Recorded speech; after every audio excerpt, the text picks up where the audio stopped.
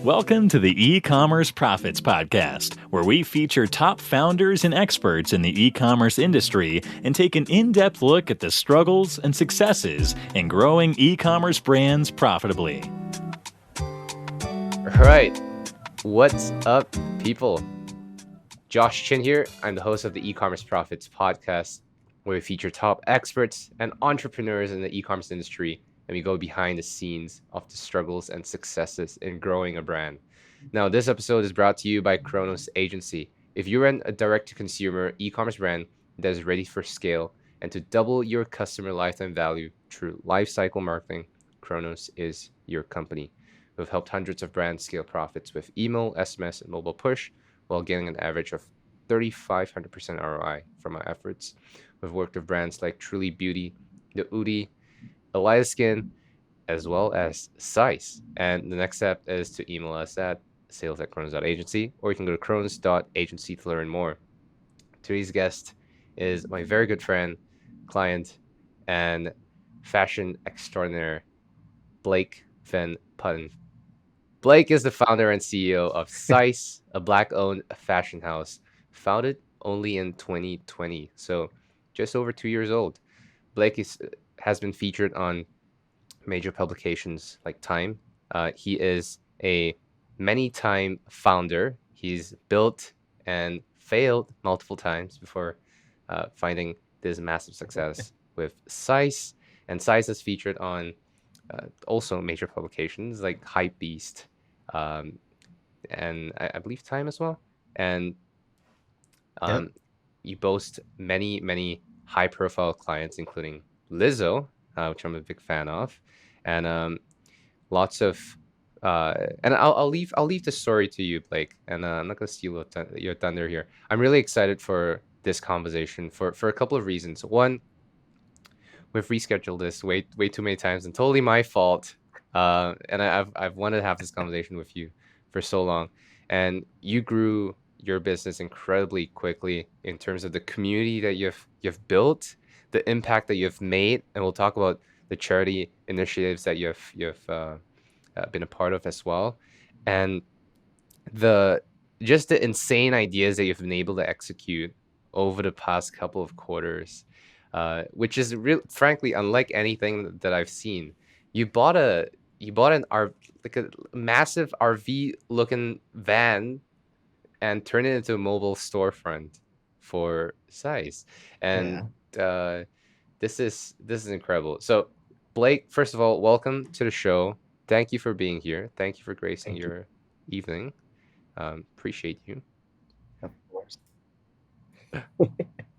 Thank you so much. I'm really excited to be part of this. As you mentioned before, just talking to friends and being able to come back on here. Well, I was never on here, but just coming in and having a discussion with you today of all of the cool ideas that we have. We've been able to just talk and build a relationship throughout the past couple of years, and we always talk about this. We're like, maybe we should record these conversations.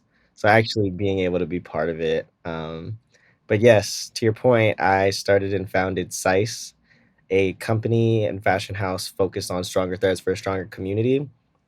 We pride ourselves in giving back and building community through the power of fashion. So working with education, working with entrepreneurship, and working with just clothing has been an amazing opportunity. Nonetheless, it's awesome to have these non-conventional ideas of what we've had to bring to life so that people can envision and be part of the community in it. So I'm super excited to talk more about that, and super excited for just all the opportunities that we've had and ability to grow a really strong community. And it's also family. So having everybody together is an amazing time. One of the things that I truly respect about you, Blake, is your ability to build a really strong community of people with shared values that truly believe in what you're trying to build. And you've been on New York Fashion Week a couple times, Made Fashion Week, and you've curated events of your own as well. What's the thought process behind doing all of these things, which I must say is fairly unusual for a direct consumer brand, wherein most of these online, most online native brands are just focused on growing and acquiring new customers online almost exclusively, and only thinking about the physical realm only when the online is kind of fully tapped out, and never as a synergistic strategy and approach as you have. What inspired you to do that, and why? I mean, it worked, I really but why? I really just like seeing people envision themselves as part of a lifestyle, right? So we originally started as a product Okay. development company. We're creating items for other companies from start to finish, whether it's logos, websites, design, full build out. Um, and with the murder of George Floyd, I'm just thinking that this is not necessarily the business that we want to kind of do. There's still an important side for clothing and apparel, but there is a different way to actually give back to the community. So, with everything going on in the world, and it was just a really dark place, I decided to create clothing, and then from clothing have a charitable just approach to things of what we were trying to do. So with that, I donated to an organization called Hmm. Anti-Racism Fund. I was hand making all the clothes and myself, and it was really the community aspect of seeing one of my friends who started that foundation and organization just build that out, and then seeing how many people had our clothing, and it really just inspired me that so many people have different types of lifestyles, and if you can create that with whatever you're selling and whatever you create, that is my ultimate purpose. So with that being said, we started to create timeless pieces. We came out with our collection for Protect Black People. With that, it was strong to give back to the Black community while also having a piece that's bold but still stands out, while also just focused on letting people know that when you purchase these items, you're giving back to the community. We're also like working on expanding the business, highlighting and celebrating other companies around us, right? So every single person who's part of my team, it started with just me screen printing and heat pressing and doing everything myself, to the countless burns, to my mom stepping in and helping out, to her friends stepping out, and then my friends saying, "Hey, do you think you need a social media manager?" Or, "Hey, do you need this?" That it starts to just inadvertently build a community. And every new skill that we've had has multiplied the people that are around us. So you kind of build this curation of a family where everybody who's an acquaintance, everybody who's a friend, everybody who's family, they're all in the same community. And if you give that to a consumer standpoint and you make people feel as if they're part of that, that's what I get excited for, right? Like when your friends make clothes, you're not just like, let me buy it to support it. It's like you actually Yeah. enjoy wearing it and you actually enjoy being part of it. That's super cool to me. So seeing that is just the reason I keep giving back, the reason I keep going for what we're doing and just learning new things. So continue to be inspired. How often have you walked down in the street and spotted someone wearing one of your apparel or carrying one of your bags? We um we started in the height of the pandemic. So with that being e-commerce and people were purchasing items, you wouldn't see too many people out.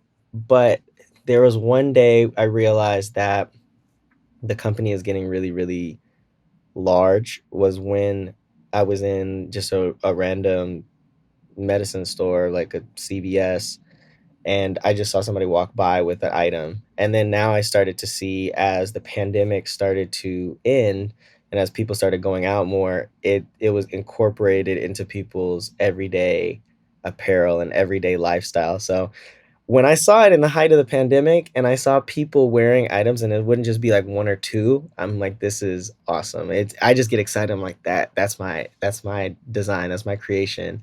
And they're just like, who are you? So it's been really awesome just like telling them and just staying in contact with all those people and just saying like, hey, like what do you want to do to improve this? What organizations can we give back to? That's what's really just been awesome and seeing all that happen. Blake, would you consider yourself a creative or an analytical person, or do you think there's no such distinction? How do you think about that?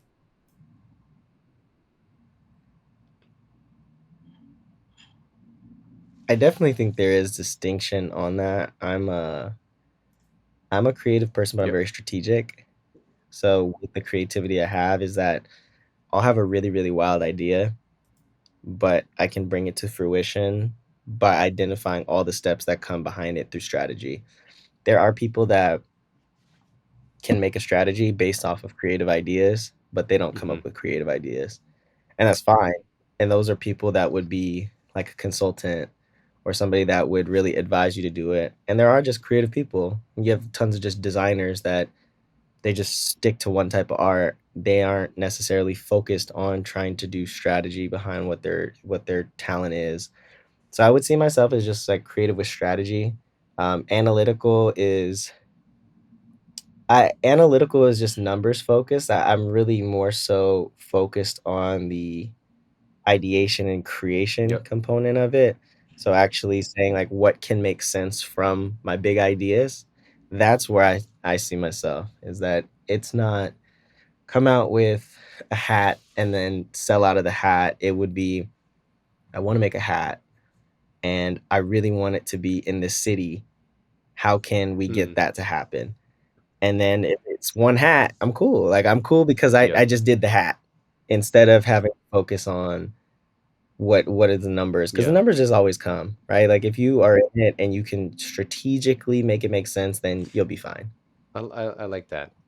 Now, talking about crazy ideas, let's unpack the mobile storefront. Now, tell us about what it is, um, and describe it as best as you can. I mean, people listening, if you've seen photos of this thing, it's insane. It's crazy. It's like um, it's nothing I've ever seen before for a D2C brand to make something like that happen at this early uh, in the brand's existence. What was the thought process behind it, Yeah. and what exactly is it? It's a culmination of a couple things. I have a background with supply chain management. So with supply chain management, I've really, really been into shipping and logistics and procurement. So with the business starting, I was looking into shipping containers. I really love the idea of tiny homes. I love them, but I would never live in one. And when we were looking to create an office space to work out of, every company and every commercial real estate agent was trying to get us to sign Ugh. a 3 to 5 year lease, and our business would be like 8 months old. So making a commitment that's almost 4 or 5 times longer than you've ever been in business is a really big commitment. So I wanted to ultimately create something that can work, that would be omni-channel and have a focus beyond what we do. So with that, I went from trying to get a shipping container to finding out shipping containers weigh thousands and thousands of pounds, that you can't just tow them, to maybe like light gauge steel framing. But then we ultimately settled on building out a trailer, and from the trailer build out, converting it to a Mm. mobile storefront. And that's like having canopies installed into it, having barn doors on it. And it ultimately is framed in a sense where you're able to tow hitch it to anything that you want, where you could take it anywhere and you can create an opportunity for a business on it. We have open shelves on it. So we've been able to have a pop up shop, full creative mobile storefront where scan a QR code, be able to come in for a full experience. You'd get a discount on the items and they'd be shipped to you directly. But all the shelving is open space. So that way, if another company wants to rent it out, we'd be able to lease it to other people, and we'd be able to wrap it and have activations while also being able to take it wherever we want. So that fleet component was something that was really, really important. Um, and being able to just pick it up instead of having to be Yep. stuck in one spot. And that's been awesome because we've also been able to highlight and incorporate other brands that go behind it. But that design process is a beast. I had such a dream of it's going to be like 10 feet and it's going to attach to the back Yep. of a sedan. and anybody can take it anywhere, and it's like triple that size. So I'm seeing how that comes to life, and if I were to do it again, try to figure out how we can make something smaller and make it Right. mobile and just super everyday accessible. But I just remember just containers being stuck at the ports and everything being so just wild on it, that if we created this, we would have an opportunity that would help other businesses out. And we were able to create it. I came up with that design idea in May, built the designs out with an architect by June, shipped it. It arrived in September, like the first or second week, and we had an event the next day. So I'm learning how to tow it. I'm learning what kind of cars can tow it, what businesses, what works, and it's wrapped. So now try and understand that and all the legality behind it. It's been a lot, but it's been cool because I'm just I just wanted to do it. I think it would just be really cool, and it That is is. crazy. Okay, so first of all, what else what else was unexpected? Did anything turned out to be oh cool, that's really interesting, or oh crap, I never thought about that. That Yeah, with that, I would say that a lot of the mm, renderings were very hyper realistic of what I was receiving. mm, So instead of building something out, yeah, if you work with a graphic designer and say yeah, make me something cool, and it might not turn out exactly how you want it, or it might turn out just different. The 3D and AR and VR renderings of that actual mobile storefront allowed me to take it to different car dealerships and say, I need this to be towed. Do you think it has the proper towing capacity? Able to find out the capacity on it, the amount of electricity that's outage on it, what permits that you have, all without yeah, even needing to see it. It was actually delivered while I was on an airplane. So I was flying back from, I believe, DC at the time. And as soon as I landed, a trailer towed it to the location that I met. And then that was the moment I had to learn how to tow it. So I'm on the plane trying to learn how to do all that stuff. But the ability to put everything digitally instead of going out and trying it myself, I've been able to see that come to life, and that overall augmented reality, virtual reality component of it really helped us out a lot. It also helped us learn that there were some things that weren't right, included in it. We wanted to get a full model for New York Fashion Week, and with that, the model wasn't even assembled. And I didn't know that that's what happens when you 3D print items, that sometimes you have to take the right. pieces and put them all together.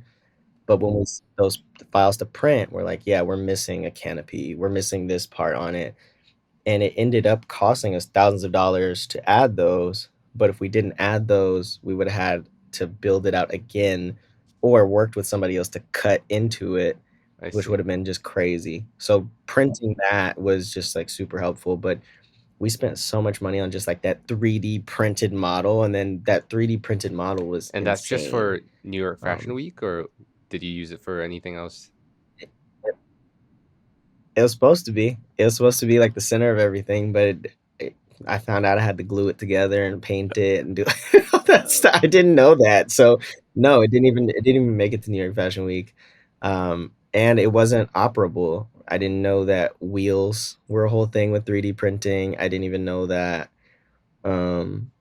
how the inside would lay and the layouts of it to then showcase what other people would see, which would be Yeah, the inside with the shelving units. Can you see that from the model on the outside? And it's no, right. there's a wall or a partition of I it, so we see. have to cut that open.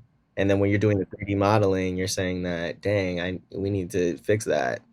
So it was kind of just getting its own prototype instead of just having it How delivered and saying we got to how fix do it. you do that? Do you have to? Did you pick up the software yourself? Do you learn how to AutoCAD? Is that what you did, or do you hire someone for it?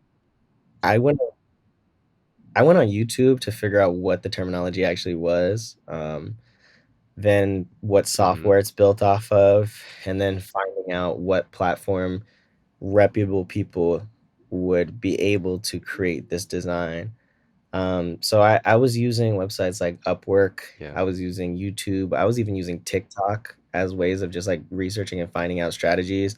So that's like the CAD component, then there's Yeah. like the Blender component, then there's the animation component of it.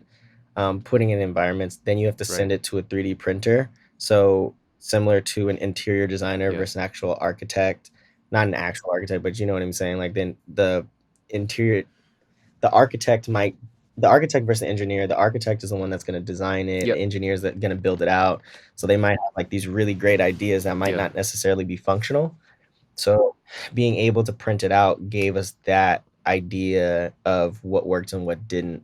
So we then found a 3D printing company, which I also didn't know that was a business model as well, that people are just using big 3D printers and files and putting stuff together and mailing it to individuals. So finding that out and then finding out what material I had to print it in to actually use it was just a beast. But just YouTube University, that's what it is. And then once I found all these people, I assembled a mini team and I started working on it. I was drawing designs out on my iPad and then I worked with an architect and he cleaned them up and he's like, no, you got to do this to it. You got Yeah. to do this to it. Because we were going to do complete tiling, but the tiling didn't really happen because if you're towing tiling is so heavy that it makes the full trailer harder to tow. And when you hit a Right. certain Okay. gauge of weight, your Yeah. car makes it more dangerous. And plus with Hmm. tiling fades compared to like a wood finish on the floor wrapped in vinyl. So the floor is actually wrapped to look like it's tiling, like it's Oh. tile, but it's not. It's actual the pattern on it. So Yep. you're wrapping the floor and you're wrapping walls, you're wrapping everything that just makes it look really cool and neat. But I've never thought that I've had to pay enough detail to something like the floor where you The see weight of it all. Yeah. you just see it and like, yeah, absolutely not. Because 'cause I'm like, I just want it to look like a luxury store. You see like a Yeah. Chanel, Louis Vuitton, all of them have like these crazy floors and they import all the products and like, yeah, it's gonna take you 4 times more of the cost, and it's gonna take you 4 times the amount of time, and you need a vehicle that could tow that. And our vehicle is about like 8 to 10,000 pounds, so having a towing capacity where you get over 12,000 pounds or and you get into that realm, you need R- bigger than a pickup For truck. sure. And now it's not just an Yeah. everyday car that's towing it. I'm like, okay, I can Tesla just connect it and I'm out. But then you're learning about just engineering, just life that, oh, it Yeah. doesn't hit that towing capacity. Or it says it's the towing capacity, but it also doesn't Yep. include the stuff that's inside of it. And it doesn't include the vehicle in itself as part of the weight. So all of these things are things I'm learning and but it's based on just research and combining different methods into one helped us create that final product. But the ability of not limiting it to say that this is a mobile Yep. storefront for concerts, it's just like this is a mobile storefront. And that mobile storefront is open ended so anybody can access it and anybody can use it. And if we no longer want it, we can just either sell it to another company, Right. donate it, or whatever. Talk to me about what's next. And we briefly spoke about this, and you touched on AR and VR as well. Um, the next generation of commerce, and you could speak to your experience with Shopify as well. Um, and for people listening, I just want to say, um, Blake, your journey of Shopify has taken such an incredible route from you personally shipping products to their fulfillment centers to now having 5 fulfillment centers with Shopify across the country, um, and growing from basically a startup that nobody knew about to what it is today in just 2 years. Like by any measure, that's incredible. Um, but what do you see as the next big thing in commerce and with Shopify? I think e-commerce is a very traditional style of purchasing, right? I don't know if that sentence makes sense, so like quote it. But commerce is very it's like an outdated thing that Yeah. works. And Yeah. it's an exchange of goods. So are you giving money for a good or a service? And when you have websites like Big Cartel, Shopify, Wix, any place that accepts payment, it's pretty straightforward. And people are building websites, and now you're making a website based on how fast can you create something with no coding experience? What kind of platform are you trying to host it on? So there are really not really too many different websites that people go against, right? And Shopify is really great because of the Mhm. plugin feature on it. So everybody really in e-commerce, I don't want to say everybody, but a lot of people in e-commerce will start off with Yeah. a Shopify website, whether it's very, very simple. It's the company that it's like our Kleenex, right? You just instead of getting something to wipe your nose, you get a Kleenex. It's that brand that Yeah. it's Yeah. the standard of it. Um, and having those resources and like the plugins, and we just did things to automate it and make it easier. I was a small team. I was doing it by myself, and then my mom, we were using these small tools that helped us get to where we are. So I went to the root of that. And because I really believe in the product, I saw that they have what's called a fulfillment network. And that fulfillment network, if you hit a certain amount of sales per month, you could qualify to be in it, and then they'll fulfill it for you. So I emailed them like, hey, give me a chance. Just wait to see what happens, and we'll go from there. And they're like, yeah, like we'll try it out. So I drove my Kia up to the actual warehouse. I drove it an hour out with just like 20 products. And they're just like, where's the rest of it? I'm like, this is it. This is all I got. To the fact where they were so mad because I was late. It's just everything was bad. It was in Home Depot boxes. The boxes weren't labeled. But they had a standard of how they did things that when we started to come out with new collections, they were such a big help. They pushed out everything in like a day. Getting the holiday Mm. season, I know you've seen it when it comes Oh down to yeah. like marketing and sales. That puts businesses back. Even if you're selling out of your stuff and it's really fantastic, but now you got to process orders, and now everybody's website shuts down. You're just like, we're no longer working for 2 weeks. Yeah. Shopify just alleviated that. Then it started to expand. They moved Mhm. over to the East Coast, and they started putting together different types of warehouses and used AI to determine where a majority of our clientele is. And from that, they've stored it in different warehouses across the country. So having that will say that if you want a Sterlo statement bag, and our top markets are New York, DC, Texas, or Chicago, there can be a warehouse on the East Coast, and then in the South, and just or even just like up north, that will have those items curated to find out how can we reduce the amount of shipping for a customer to pay, how can we reduce the pick and pack, how Yeah. can it come to somebody faster. Now even dropping down to expedited shipping on all our orders, we now have like an order from the time you place the order to it being processed within 2 hours to then delivering to your door in 1 to 2 days. That's like the new future of what everything is, and it's Yeah. because it's strategically done where AI just does that. So having new ways and experiences that are really they're just different, right? It's not stuff people ask for. You want a package and you want it, but when you get it is when you get it. There's only so much somebody can do. So e-commerce is now in a space where people are getting creative with it. You're having loyalty programs. You have just like bonus Yep. points that you look forward to. Starbucks will have like you'll get a free drink if you buy like for every $600 you spend, you get one free drink. I'm like, I Yeah. can't wait till I get my free drink instead of Yep. just buying the drink for that. So people are really excited for it. And Shopify has it down packed. So being able to be in those spaces and seeing those new products like stacked on top of it has been incredible. Like their team has just been nothing but super supportive of me. And just I think that commerce is now taking on an omni-channel approach where you can now say that I not only know the perfect customer, but I know what my community is, who am I serving, what do they want, what are they searching for, what am I missing.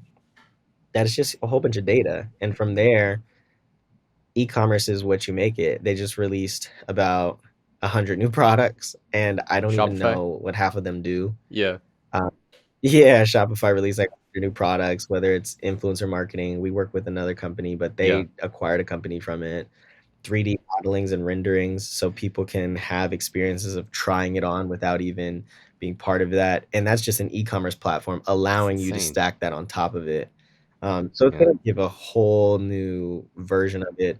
And even the pre-order model, right? People are going to be able to now create an experience to say that this is what I'm about to sell. And instead of having to buy a sample, ship the sample, take pictures of it, and then list it online, you can just make a 3D mock-up of it and then like actually have it rendered, put it online, and then tell people how long it takes. And then on the back end, people are saying like this is like what that pre-order model is. So they're reinventing the way that commerce is being traditionally done, while also providing, if you have point of sale, so the brick and mortar storefront, being able to lower the amount of Mm-hmm. processing for credit cards and afterpays, right? Paying in increments of different sales is also Yeah. incredible. So it gives higher ticketed items and makes higher ticketed items an Yeah. accessible and reachable point for the everyday consumer. And that's why people now, businesses don't have to necessarily offer a lower ticketed item Yeah. to try to hit a demographic. You can now continue doing and operating the way you want to as a business, and more people are incentivized and able to receive that. It is So awesome. And so Shopify released made this announcement just a couple days back. Um and we were talking before we hit record here. And one of the things that really stood out to me was the idea of a token gated commerce with NFTs. And I'll just read it out right here. What it says in Shopify.com. yeah, Token gated commerce, unlock exclusive products and experiences for your community with NFTs and token gated commerce. With token gated commerce, your fans can connect your crypto wallets to your store and unlock personalized benefits with their NFTs, like exclusive merchandise, early access to drops, cool collabs with other brands, and even in real life experiences. This is so cool. I think the downside sick. here is, and it's funny, my mind goes straight to downside, is that um, it's still not widely accepted. And in crypto world right now, it is a it is a Mhm. massive, it's in deep winter right now, as of this recording. Yeah, It's gonna be funny. Like 2 years in a row, we're gonna look back at this recording and say, crap, that's crazy. That was like when things were so cheap like back then. But it seems like with Shopify, yeah, buyers are only allowed to check out through Shop Pay, so that there may be some limitations at the beginning with this. But I'm excited to see how things are moving with the metaverse and what's happening with NFTs. I know you have some opinions on this, and you have some thoughts. What's your take, and what do you see size fitting in the future with metaverses and NFTs? yeah. I have very, very strong opinions on NFTs and crypto just in general. Being somebody that's been like pretty invested in it from a few years back, and having it Yeah, tank on me a few years ago too. I, aside from trading and having the emotion side of it, I think that the use case of blockchain is amazing. I think that blockchain, just validation components of it, where you can provide a community of people and you don't necessarily need to be a high yeah, profile individual to hold weight, and being able to stay anonymous and just have your preferences. I think that everybody is like their own person to themselves, and because of a societal standard that can change, like based on what your friends like, you might just show that you like that, or based on that environment. So I really think that that's yeah, an authentic way to do things. My strong opinion comes to the people that are pushing education to an open source. People are pushing open source information to mm, others by charging them. right, I don't think that makes sense. It's like you're charging for the resource to educate others. Um, so I just wasn't ever a fan of that. I think that there are people that have great intent with it, and there are ways to do it, whether it's like an educational side, offering that. But, I think that it's very jaded on the information that comes out to people. And you really have to show people a use case to get people to be on board with things, right? So I think that the onboard part of NFTs was people making money, right? Like artists making a whole bunch of money and Yeah. people just cashing out and just having skyrocketed amount of profits. That was the Yeah. validation for the success of it. And then everybody else is like, pay to learn how to do this as well. I don't like that. So actually seeing and Yeah. building community through tokens, that is going to be amazing. If you can just leverage it in a way that's saying that crypto could sit in the same house of loyalty points for customers, where you now can provide an opportunity to build a community through those points. And then now you have validations and saying that I sit in this and I can provide access to it. That is a positive way that you've done it. I just bought a t-shirt from another company about a week ago, and every purchase of the clothing comes with a free token Uh-huh. that you can now use in the metaverse. So sit in it after you purchase it. I think that I don't know the technology behind it. I can do it after the call, but I think after you purchase it, it releases it based on Right.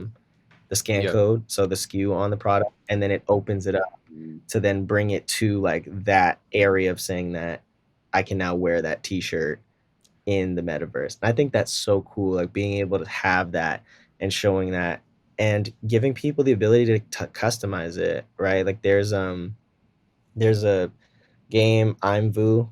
We have a lot of people, or even Sims for that matter, people will make just digital renderings Yeah. of our products. And I think that that's super cool. Like that's cool, instead of trying to be like, let's tear them down or anything like that. It's just cool seeing people use that creative aspect on it and that component of it. Whether in real life we also have individuals who will paint on top of our bags. That's sick. I think that that's super cool, and people have Mm. made business models off of that where they'll say I can customize it. I think that that's incredible, and that's a community Yeah. that I want to see like thrive.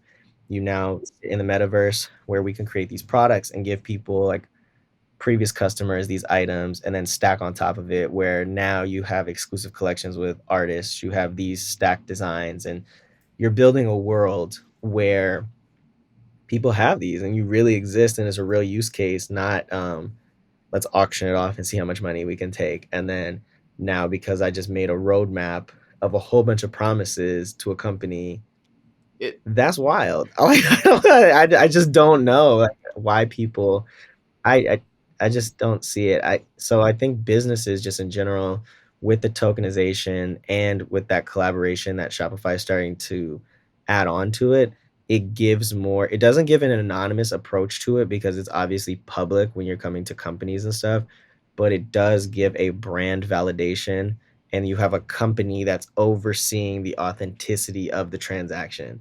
And that is going to be like a change that it's going to be different. And I think that that provides more buy-in, yeah. especially from a payment processing side. You've seen the Metaverse, which Meta, or you'll see the Oculus, you'll see any of these other like, VR headsets, Sony's VR headsets, Android, all of those, where they're technology companies that showcase the products, but an e-commerce side of actual money and community, that's going to be a game changer. It's going to plug in the validation of it, which is saying that this is really legitimate. You have other companies like a Nike, and you have Under Armour that are now buying companies that have the technology, so they are able to Yeah. create the products with the technology. So I'd say all the stuff underneath it now gives an open market for creators that are like my size and somebody that's there on that, Yeah. where there's a point of entry. That's what I'm super excited for. And it also helps us out where I was talking about manufacturing and production. Hanifa just did a fashion show, and it just changed the way people marketed things. It's just full virtual reality and doing things online, and live shopping and drops and everything has been just fantastic to see and super cool because you now have a standard that you're trying to hit, and then now you have like different ways of integrating it, and you can showcase that new style. So I'm really excited to see what that comes with it, where I see CISE sitting in it. Obviously the use case of what we're already doing, we've also done like Snapchat filters, Instagram filters and stuff now, but the community is really what's going to help us find out what that's going to That's do. really interesting, and it's really interesting that you say that. I think that the community aspect of of e-commerce is going to be key.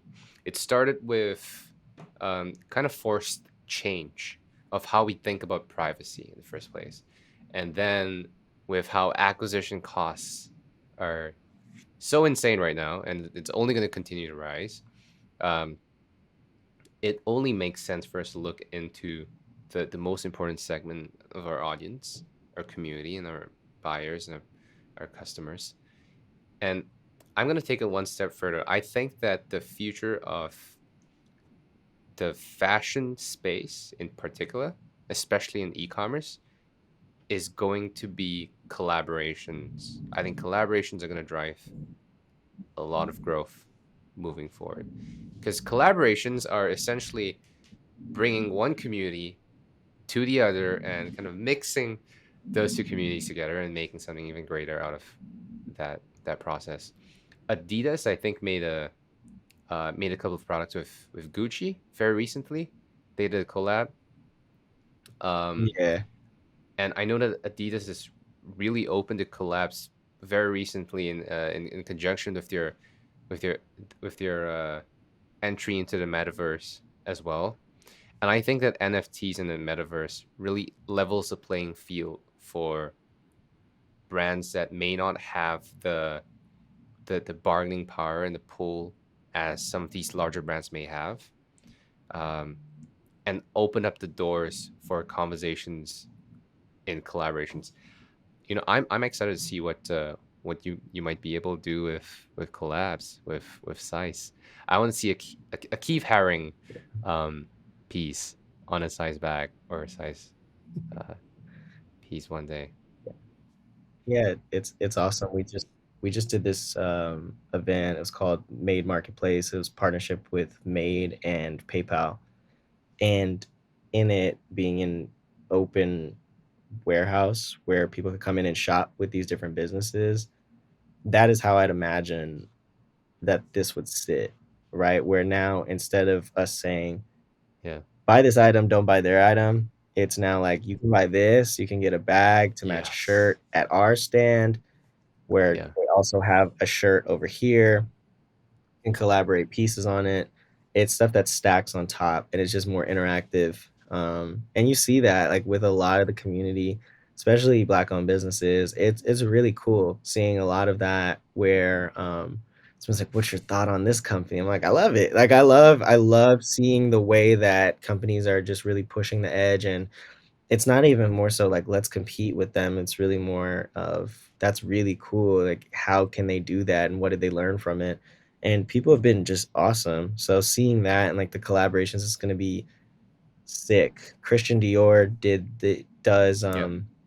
custom straps. So with the straps on top of handbags, and they sell the straps for just like an exclusive price. So different kinds on it. Louis Vuitton also with a pochette bag. They have the different colorways and different models on it.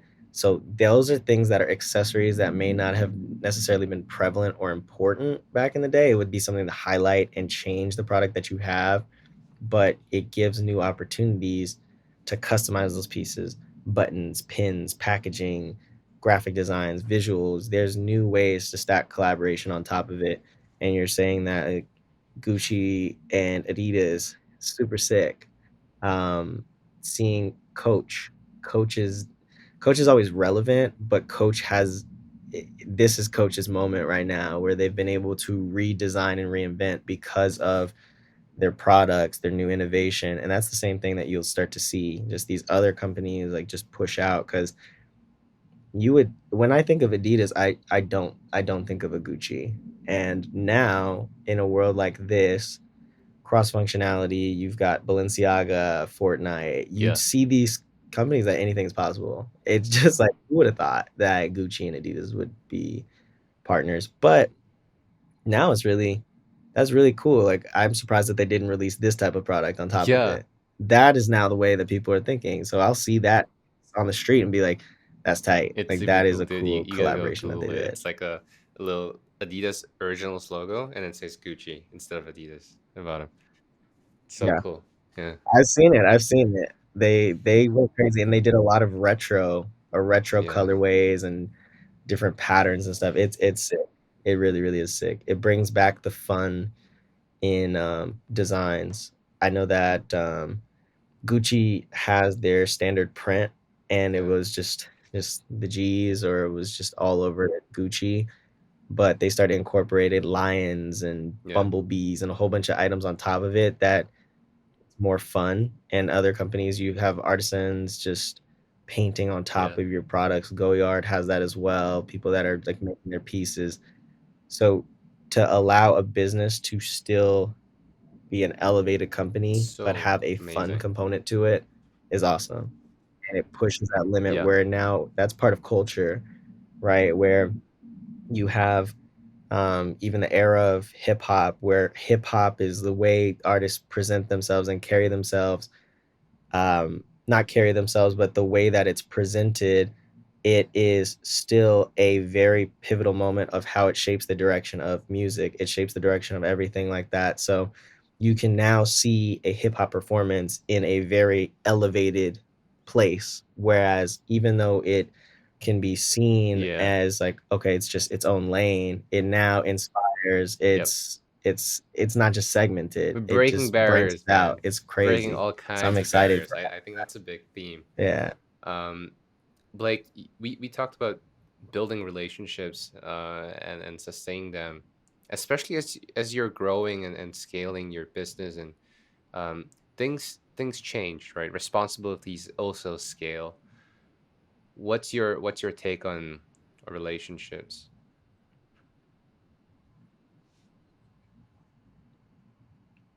Your relationships are going to drive your success, because if you are going to be the company that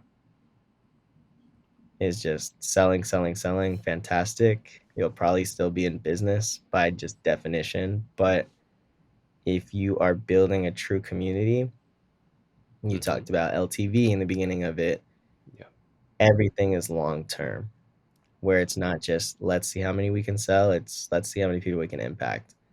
And having meaningful partnerships, meaningful ways to do things is shapes you as a person.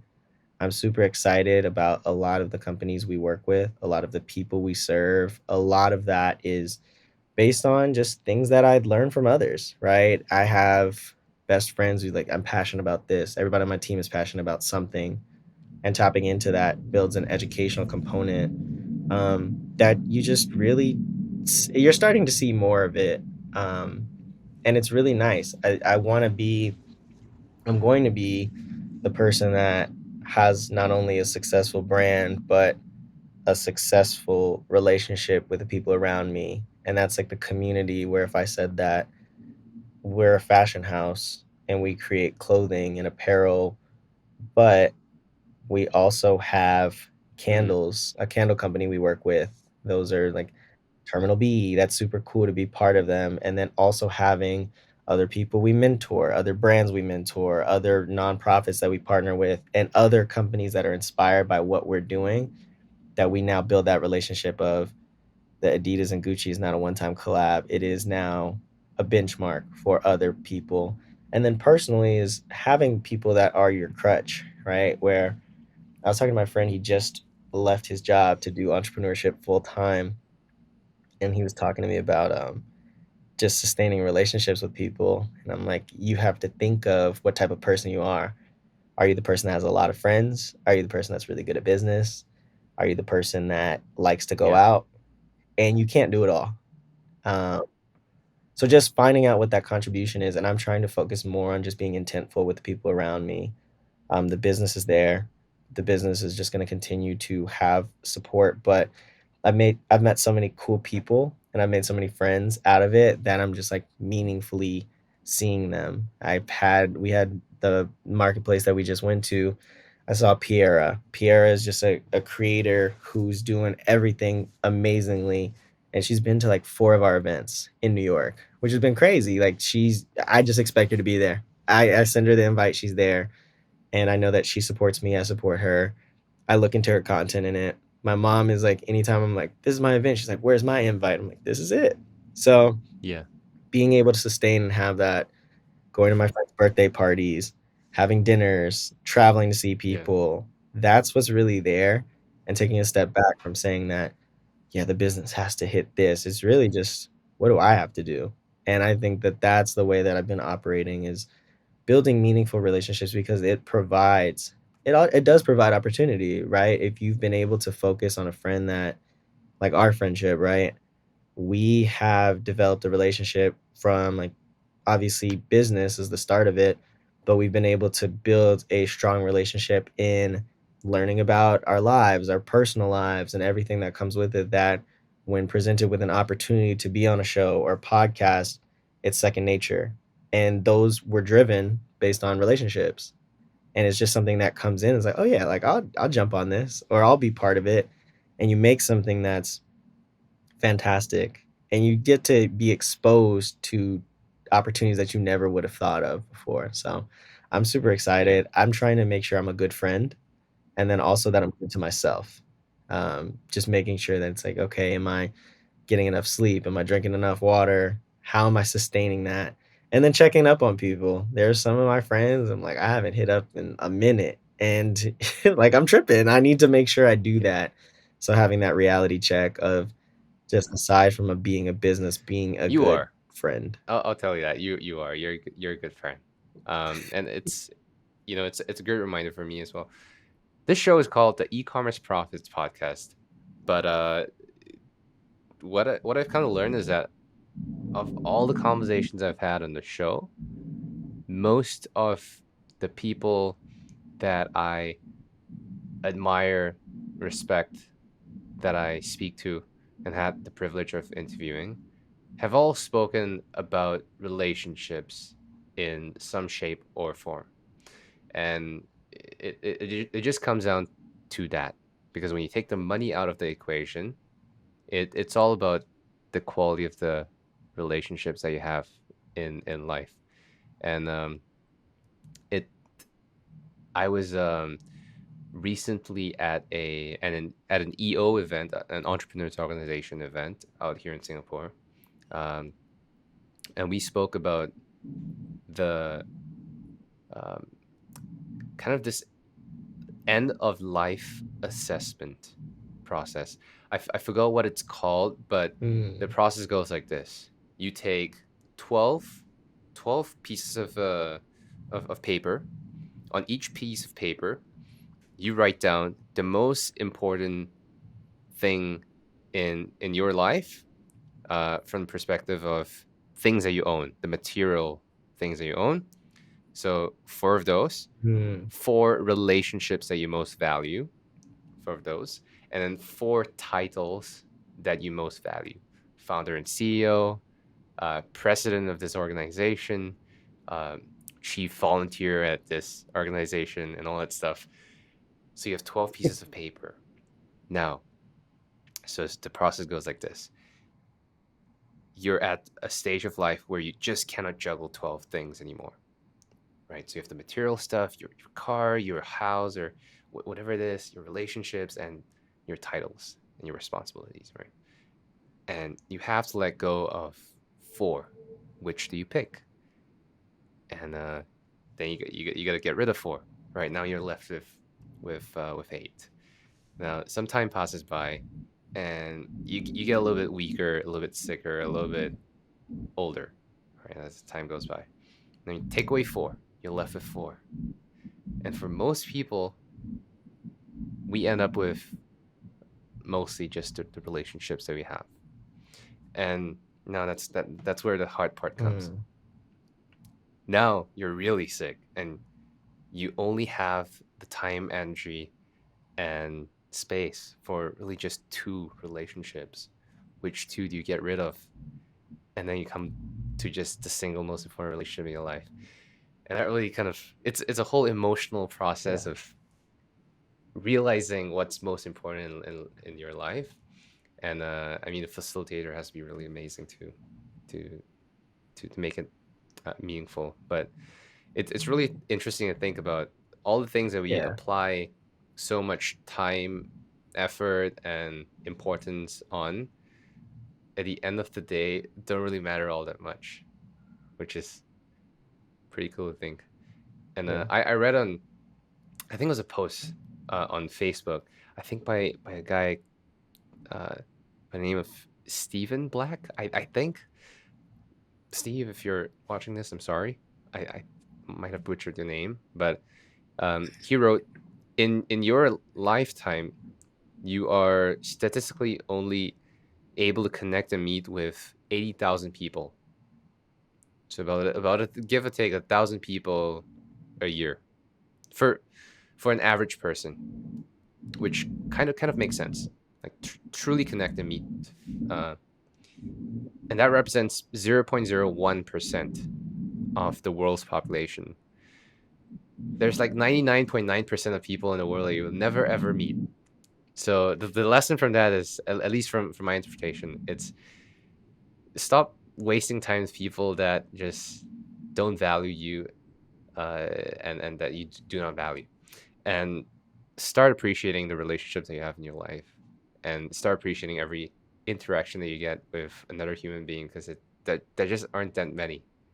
And it's like, holy crap, that's very true. So now I am a bit more mindful of how I spend my time with Yeah. people.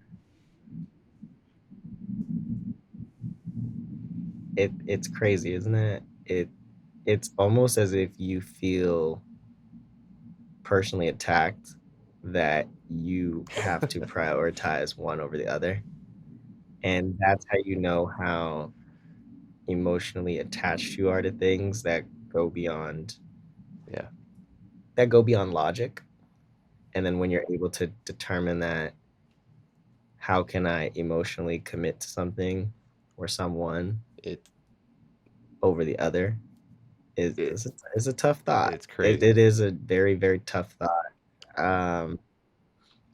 I know we were talking about, I remember when we got dinner, we were talking about management, on how many people you Yeah. can effectively manage before you have a Yeah, burnout. about 6 or 7. I think the number was like 6 or 7. And it's just like a point where you just have a madhouse of just individuals, because you can't invest in them properly when you have too many people. And I see that with relationships with people as well. Like my team, that's part of everything. I'm able to connect with every person one on one and say, this person does this person does that. How can I help you out? And then my mom is my best friend. So being able to say and sit down and say, like, man, am I just good to them like they are good to me? Am I putting in that extra effort? Oh Because man. what is a good friend? Yeah. Good, like what is that? And I have people that, one of my best friends, he's great, just a great person. And then I just always think of, dang, how do you think of things in general, and how can I value those relationships as well? Because you can have accomplishments, and you can have good purchases, stuff that's meaningful to you, right? Like I have like a necklace that I wear that's really meaningful to me. But if it's gone, obviously that's definitely gonna hurt. But at the same time, like, what is that emotion that's captured without it? Like the absence of it. And that is the same thing of, if you flip it, can you emulate that as the value of the relationship, where you have somebody in your life and you're very close with them and they pass, you know how sad it'll make you, but how happy do they make you while they're still here? That is like the part that's just hard to, it's almost it's like an impossible feeling just to really just capture. You're just with somebody or you're around people. That is the feeling that I want to have in everyday life. It's just like, no matter what, I just feel that pure happiness, that pure bliss. And that's why I really want to like invest in communities and invest in people around me, to give them that, not even expecting like, oh, that doesn't service me, but it just That's type of way. interesting, That's because where I it want to has be. absolutely nothing to do with profits, with money, Sure, profits facilitate doing that. That's important. It comes as a prerequisite for Yeah. sure. But when you really think about what truly matters the most, it's fascinating to think about. So Blake, wrapping up here, what's next for CISE? We've built you've built something incredible here, and in 2 short years, 72,000 email subscribers, a full product suite, many products to cross sell, and tens and tens of thousands of customers, including Lizzo, big fan. What's next?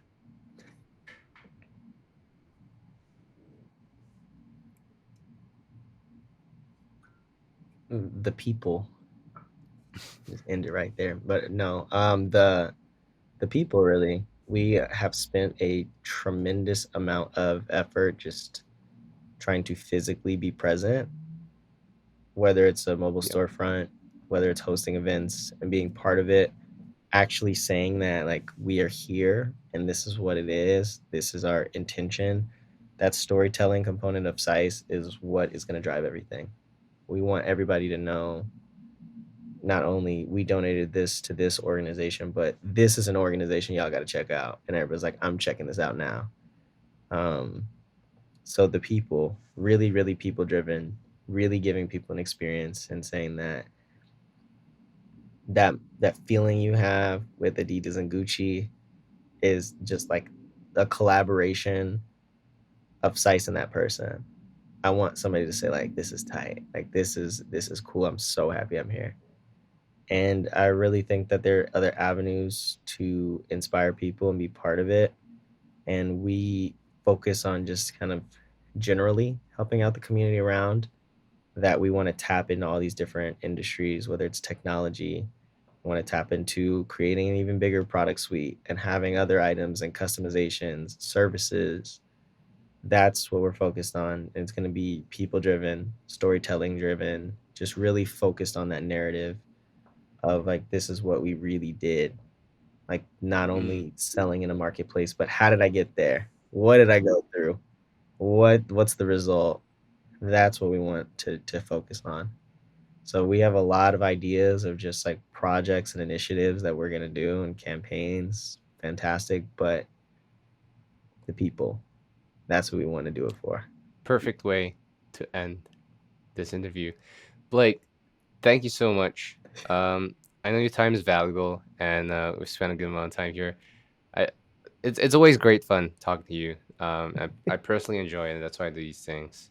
And for people listening, interested, connected with you, learn more about what you do at CISE and your personal projects, where can they go to? You can check us out at CISE.store, CISE.store.